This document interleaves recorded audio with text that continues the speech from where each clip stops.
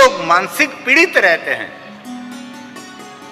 पितृ पीड़ा, पितृ पीड़ा, पितृ पीड़ा। कोई कार्यक्षेत्र में, कोई बिजनेस में, हमारे जीवन में, परिवार में जब कुछ कलह रहता है तब हम मान लेते हैं कि पितरों की कोई पीड़ा होगी।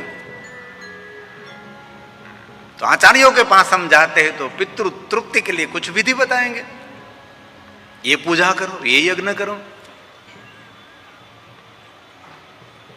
लेकिन सभी पितरों को तृप्त करना है तो एक ही मार्ग हमारे पास है, जगत पीतरम शंभु। हमारे सबके पिता शिव है। शिव की जो उपासना करता है, शिव की जो साधना करता है, शिवा अर्चन जो करता रहता है और शिव का स्मरण जो निरंतर करता है, उसके सभी पितृ तृप्त रहते हैं। पितृ तृप्ति के लिए श्रेष्ठ उपाय हुई है। एक समय था कि भारत का सभी मनुष्य पहले शिव जी को जलाभिषेक करता था, बाद में मुख में जल रखता था। क्या पितरों की पीड़ा रही? पितरों को हम जल अर्पण करते हैं और महादेव को जलाभिषेक हम करते हैं। देखना आप गहराई से कोई भी धर्म शास्त्र को, ब्रह्मा को लेकर, विष्णु से लेकर विश्व के सभी देवी देवताओं को लेकर, अरे भगवान राम से लेकर कृष्ण तक देखे, सबने महादेव को अभिषेक किया है। द्वारकाधीश भगवान कृष्ण जी ने कदम कदम पर 5 पांडवों को कहा कि महादेव का पूजन करो, महादेव का अर्चन करो, महादेव को अभिषेक करो आप। अरे माता कुंती निरंतर महादेव का अर्चन पूजन दर्शन करती रही, शिव जी का स्मरण करती रही। युद्ध में प्रयाण करना था, द्वारकाधीश कृष्ण ने कहा कि अर्जुन पहले महादेव का अभिषेक करेंगे। सार जन्म अर्जुन के साथ भगवान वासुदेव ने महादेव को अभिषेक किया, जलाभिषेक किया।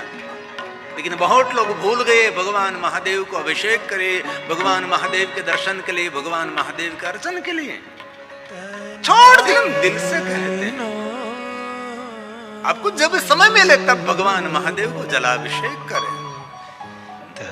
क्या सोना, क्या चांदी, क्या हम राजोपचार भगवान महादेव का पूजन कर सकेंगे?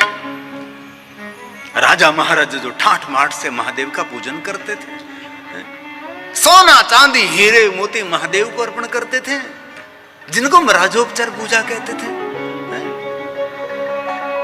और बहुत सारे प्रचारकों ने एक ही बात सुना दी सबको, एक पत्र में, एक पुष्प में, एक लोटा जल की धार। लोग वहां से आगे निकले ही नहीं। और कितने प्रकार की महादेव की पूजा की परंपरा है, और शिव पूजा परंपरा को सीखना है और देखना है तो दक्षिण भारत की यात्रा करनी चाहिए। दक्षिण भारत की प्रखर महादेव के परम भक्त को देखना चाहिए कि कैसे महादेव का पूजन करते हैं लोग। और पूरा उत्तर भारत तो डिस्टर्ब हुआ प्रांत है भाई। गुजरात से लेकर राजस्थान से लेकर पूरा उत्तर भारत 700 साल और 300-400 साल, 1000 साल तक हम वंचित रहे। हमारी परंपरा बहुत सारी गलती से भरी हुई परंपरा है। हम राजस्थान गए थे कथा के लिए, कोई गांव के लिए, तो हमको 2-3 शिवालय गए तो हमने तुरंत कह दिया कि शिवालय ऐसे नहीं होना चाहिए। इसी समय शिवालय जिसने निर्माण किया था उसको हमने बुलाया कि ऐसे नहीं करना चाहिए। अरे पीठ के अंदर गणपति, पीठ के अंदर पार्वती, पीठ के अंदर कार्तिकेय, कुजुम, काचबा सब अंदर। अरे कैसे हो सकता है? सबका अलग अलग स्थान रहता है। माता पार्वती कहां विराजते हैं, भगवान गणेश जी कहां विराजते हैं, हनुमान जी कहां विराजते हैं, और कुर्म जी कहां विराजते हैं, और नंदीश्वर भगवान, नंदी भगवान कहां विराजते हैं? कोई परंपरा का पता ही नहीं। शिवालय कैसे निर्माण करा? शिवालय एक यंत्र भी है, शिवालय एक मंत्र भी है, और शिवालय एक ध्यान केंद्र भी है। और मैं दिल से और जिम्मेदारी के साथ बोलता हूं, वास्तव में देखे तो शिवलिंग एक ध्यान का प्रतीक है, एक ब्रह्मबोधक है। लेकिन जो ध्यान नहीं कर सकता उसके लिए भगवान निराकार स्वरूप शिवलिंग की पूजा करनी चाहिए। भगवान श्री हरि, भगवान विष्णु जी ने सभी देवताओं को शिव भक्ति का मार्गदर्शन किया कि ऐसे महादेव की पूजा करो, और सभी देवताओं की योग्यता के अनुसार सभी देवताओं को शिवलिंग भगवान विष्णु ने अपने कर कमलों के द्वारा दिया। लेकिन बाद में भगवान विष्णु जी ने कहा कि देवताओं, स्थूल शिवलिंग की पूजा करते करते आपको सूक्ष्म लिंग की ओर गति करना है। आपको धीरे धीरे धीरे आगे बढ़ना है। शिवलिंग ध्यान का प्रतीक है, ब्रह्मबोधक है। मन को शांत करने के लिए और शून्य तक पहुंचने के लिए ये हमारा एक माध्यम रहेगा। आपको यहां नहीं रहना है, आगे बहुत जाना है आपको। और मैं गौरव करता हूं, महादेव की भक्ति का मार्गदर्शन विष्णु जी ने सभी विश्व के देवी देवताओं को किया है।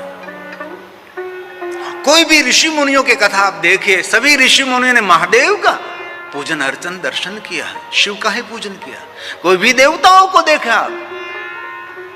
और एक बात गौरव करने जैसी है कि विश्व के सभी देवता महादेव के पास मांगने के लिए गए, लेकिन एक कथा ऐसी नहीं मिली कि महादेव किसी के पास मांगने के लिए गए हैं। निरंतर देने वाला देव, निरंतर देने वाला देव। योग्यता के अनुसार जो देता रहता है उसको तो देव कहा जाता है। कि हमारी कोई योग्यता नहीं तो भी भगवान महादेव हमारे सब पर कृपा करते रहते हैं। ये महादेव है। जान के 10 बाबू पता नहीं। जय सिया राम। शिव के का अलग महिमा है, इसलिए हमारे सबके पिता शिव हैं। हम सभी उसके संतान हैं। और भगवान महर्षि व्यास जी ने इन पंक्तियों के द्वारा बहुत बड़ा संदेश दे दिया। पूरे जगत की आप पिता हैं। और एक एक श्लोक महादेव की वंदना है, एक एक श्लोक महादेव की पूजा है। सुनिए जरा आदर के साथ। जगत पितरम शंभो। ये भी प्रश्न है कि भगवान व्यास जी ने शंभु शब्द क्यों पसंद किया भाई? भगवान महादेव के तो अगणित नाम है, संख्या न विद्यते। भगवान श्री हरि विष्णु भगवान के मुख से महादेव के 1000 नाम का प्रागट्य हुआ। इस 1000 नाम में से भगवान महर्षि व्यास जी ने शंभु नाम क्यों है पकड़ लिया? वह महादेव कह सकते हैं, वह महेश कह सकते थे, वह शंकर भी कह सकते थे, वह कोई भी नाम जोड़ सकते थे, लेकिन शंभु नाम इसीलिए भगवान व्यास जी ने, ये विद्वानों से पास से मैंने सीखा है भाई। मैं लगातार मैं सीखता रहा, बड़े बड़े विद्वानों के चरणों में बैठकर मैं विद्या प्राप्त करता रहा। मैं भी प्रश्न करता रहा कि शंभु क्यों? तो मुझे जो पढ़ाते हैं, मुझे जो सिखाते, इस विद्वान ने कहा कि भगवान व्यास जी ने सोच समझकर शंभु नाम वहां रख दिया, क्योंकि वो स्वयंभू है, विभू है, प्रभु है, जिनका कोई माता नहीं, कोई पिता नहीं। हम सभी जानते हैं जो स्वयंभू है, इसलिए शंभु नाम को पसंद किया। विभू भी है, प्रभु भी है, स्वयंभू है, ये शिव है और हमारे सबके पिता है, पितरम। इसलिए मैं हृदय से, दिल से कहता हूं, कभी भी कोई भी पितरों की पीड़ा का आपको संशय होता है जीवन में, कभी कोई ठीक से नहीं चल रहा है, परिवार ठीक से नहीं चल रहा है, व्यवसाय ठीक से चल नहीं रहा है, तो कभी कभी मन में संशय रहता है। और पितरों के बारे में पहला संशय रहता है। किसी के पास जाओ तो भी वो भी कहेंगे कि भाई ये पितरों की थोड़ी सी अड़चन है, ये पूजा, ये अर्चन, ये यज्ञ करा लो, पितृ शांत हो जाएंगे। लेकिन हम हृदय से कहते हैं, कभी भी ऐसा मन में आपको संशय हो तो बड़ी बड़ी पूजा करने का आपके पास कोई समय भी नहीं है, व्यवस्था भी नहीं है, इतना खर्च करने का सामर्थ्य भी नहीं है, तो कुछ भी आपसे न हो सके, सभी पितरों को शांत करने के लिए एक ही उपाय है, महादेव को जल चढ़ा दीजिए। और जल भी ना चढ़ा सको तो महादेव के शिवालय जाकर आप शांति से बैठ जाइए, मौन होकर बैठ जाइए। और स्वयं महादेव ने माता भवानी को कहा था, भवानी मेरे शिवालय आकर मुझे कोई पत्र चढ़ाते, मुझे कोई पुष्प चढ़ाते, मुझे पंचामृत चढ़ाते, मुझे बहुत सारे सौभाग्य द्रव्य को अर्पण करते हैं, ये सभी मुझे स्वीकार्य और सभी मुझे प्रिय भी है, परंतु ये भवानी शिवालय आकर जो मौन बैठता है वो सबसे मुझे प्रिय है। शिवालय मौन केंद्र है, शिवालय ध्यान का केंद्र है।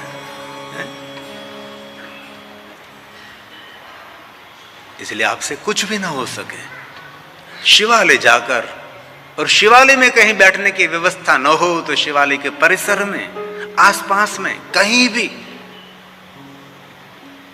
और कहीं भी स्थान न मिले तो जहां से शिवालय का शिखर दिखाई देता है, इस शिखर को ध्यान में रखकर बस मौन होकर शांत होकर बैठ जाइए। हो सके तो पंचाक्षर मंत्र का जाप करें, ये न हो सके तो ओम नमः शिवाय मंत्र भी आपसे न, महादेव महादेव शिव, अरे कुछ भी नहीं, मौन मंदिर में बैठ जाइए आप। और हम हृदय से कहते हैं कि जो महादेव की पूजा अर्चन दर्शन करते रहते, भगवान शिव का जो स्मरण करते हैं, उसके परिवार में कभी पितरों की पीड़ा नहीं रहती, सभी पितृ के शांत रहते हैं, क्योंकि सभी पितरों के पितृ, हमारे मूल पितृ तो भगवान शिव है, जगत पितरम। एक का अर्चन कर लिया, एक का पूजन कर लिया तो सबकी पूजा हो गई। शिव महापुराण ग्रंथ के प्रारंभ में एक वंदना का श्लोक है,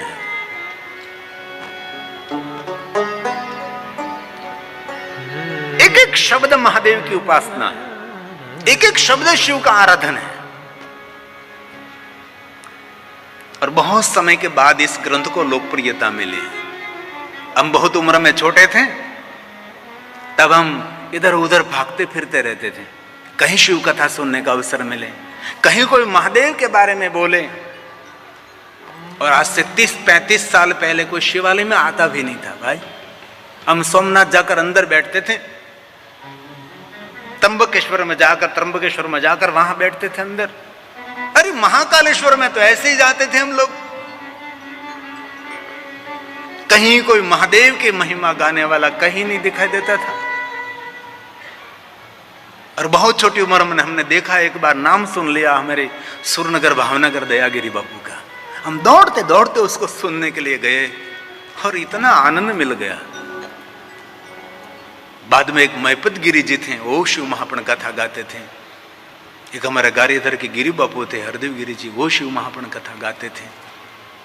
और धीरे धीरे बहुत सारे वक्ता शिव महापुराण कथा गाने के लिए देख रहे हैं, आनंद हुआ। और बाद में हमारे शिप्रागिरी बापू को हमने देखा, गौरव कर रहे थे। मुझे तो बहुत देरी से अवसर मिला है।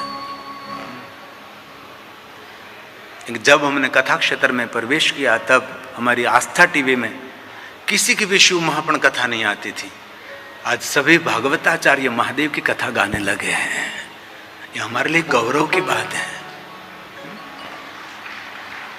पहले कोई महादेव के बारे में गाते ही नहीं थे, हम टीवी चैनल को घुमाते घुमाते रहते थे, लेकिन कोई महादेव की कथा गाने वाले नहीं मिल रहे थे। आज कोई भी वक्ता को देखो, महादेव की कथा गा रहा है, शिव की कथा गा रहा है। 30 साल पहले कोई नहीं था। 2007 में हमने जब आस्था टीवी में प्रवेश किया, कोई नहीं थे। भगवान व्यास जी ने काशी में जाकर महादेव की उपासना की। महर्षि भगवान व्यास ने काशी में देखा तो कदम कदम पर महादेव महादेव महादेव, कितने शिवलिंग। असमंजस में पड़ गए कि हम किस शिवलिंग की पूजा करूं मैं। बाद में एक विचार उठा, सबसे मध्य में बैठा हुआ उसका मैं पूजन करूं। तब भगवान महर्षि व्यास जी ने मध्यमेश्वर महादेव का पूजन किया। ब्रह्म मुहूर्त में जाते थे गंगा स्नान के लिए, और गंगा स्नान करके भगवान मध्यमेश्वर का पूजन अर्चन करते थे। वहां बैठकर पंचाक्षर मंत्र का जाप करते थे। और धीरे धीरे धीरे भक्ति, तप, साधना परिपक्व हुई और महादेव मिले।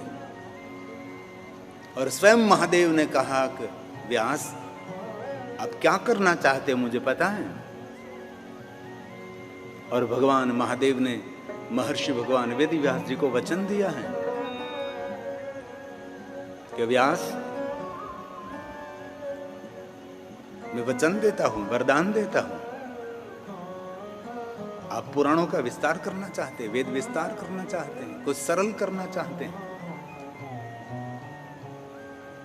अभी जो टेलीविजन में देख रहे हो मध्यमेश्वर महादेव हैं, बहुत कम लोग जाते हैं, हमारे लोग तो वहां जाते ही नहीं, स्थानिक लोग जाते हैं, यात्री कोई वहां पहुंचता भी नहीं है। जहां महर्षि भगवान व्यास जी को महादेव मिले थे, ये मध्यमेश्वर महादेव हैं। काशी में इतने भगवान महादेव के शिवलिंग हैं कि सभी शिवलिंगों के दर्शन के लिए तो बहुत सारा समय निकल जाए। गली गली गली गली में महादेव है।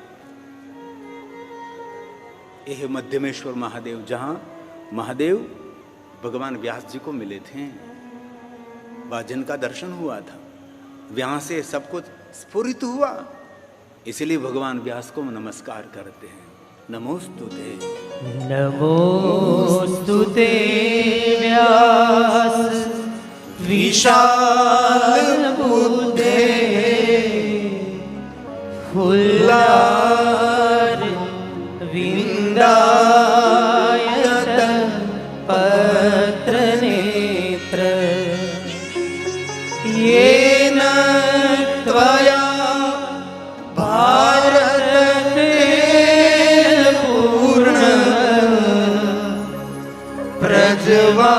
प्रज्वालितो ज्ञानमय प्रदीप, प्रज्वालितो ज्ञानमय प्रदीप। इसलिए जो कुछ मैं बोल रहा हूं, सब कुछ महादेव की कथा में व्यास जी का प्रसाद रहा।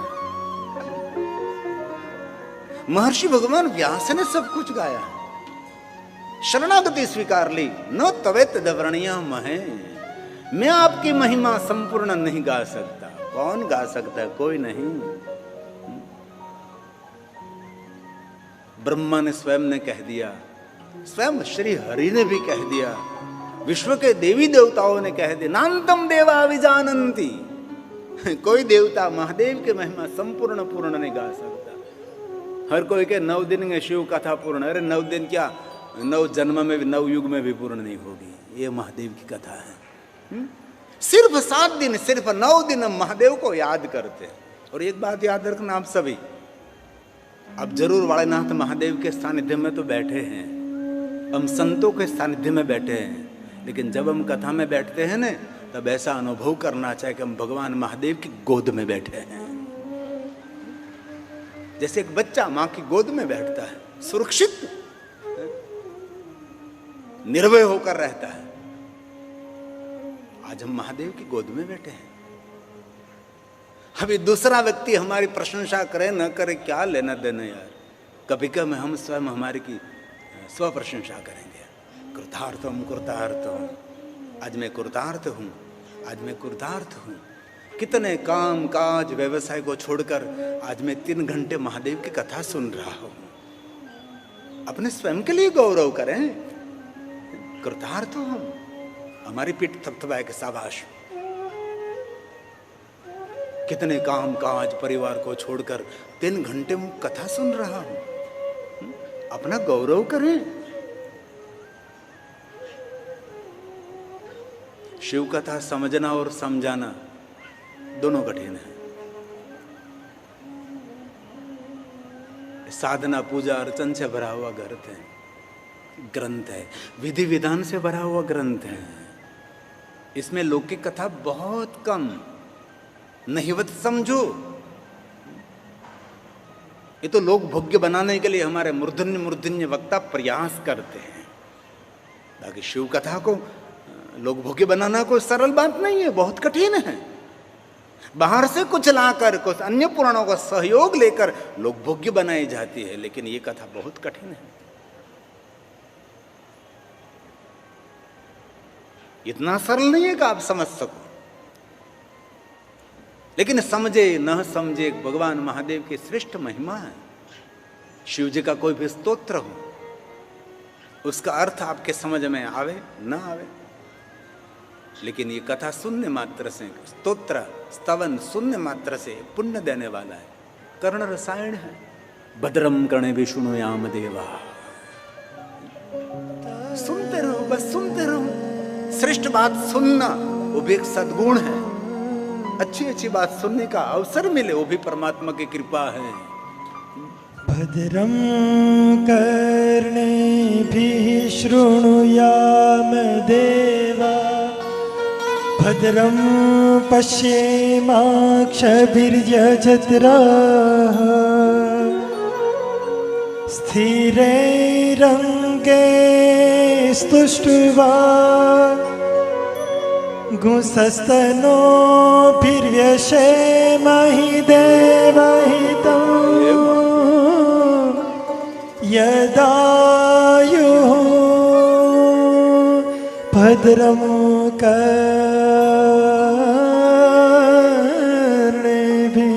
शृणुयाम देवा। हरिः ओम्। याद रहे न रहे कुछ भी नहीं, जीवन में अनुसरण हो सके न हो सके कुछ भी नहीं, लेकिन कुछ दिमाग में रिकॉर्ड तो हो रहा है।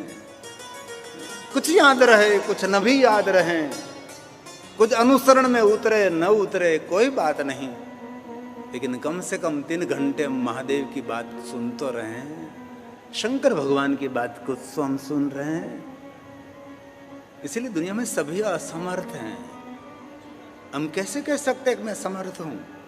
भगवान महर्षि व्यास जी ने भी ऊंचा हाथ कर दिया कि न तवे तद वर्णियाम है, मैं नहीं गा सकता। अरे पुष्पदंत महाराज ने, और कोई आपको कहे कि मैं महादेव का परम भक्त हूं, और वो जो पुष्पदंत महाराज से परिचित न होने, तो उसको हम कैसे कह सकेंगे कि वो महादेव का भक्त है? जितने महादेव के भक्त रहेंगे, ये सभी पुष्पदंत महाराज से परिचित रहेंगे। पुष्पदंत ने क्या कहा? हो तो कहा, बाबा आपकी महिमा कौन गा सकता है, कौन कह सकता है?